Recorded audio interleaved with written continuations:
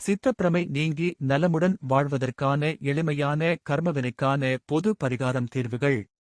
இந்த பிரபஞ்சத்தில் பிறக்கும் அனைத்து ஜீவராசிகளும் அவரவர் கர்ம வினைகளுக்கு ஏற்ப விதி பயனை அனுபவித்தே ஆக வேண்டும் என்பது இயற்கையின் நீதி. ஆதிகால நாடி உரையில் மகரிஷிகள் தங்களின் ஞானத்தின்படி பல கர்மவினைக்கான தீர்வுகளை நன்மக்கள் பயன்படுவதற்காக அருளி உள்ளனர்.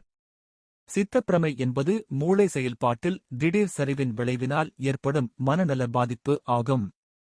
இவ்வரிசையில் இன்று நாம் சித்த பிரமையால் ஏற்படும் மனநல சிதைவுகளில் இருந்து விடுபட்டு நலமுடன் வாழ்வதற்காக நாடியில் உரைத்த பரிகார ஸ்தலத்தினை காணலாம். பரிகார ஸ்தலம் இருப்பிடம் திருவண்ணாமலை. இறைவன் அண்ணாமலையார். இறைவி உண்ணாமுலையாள்.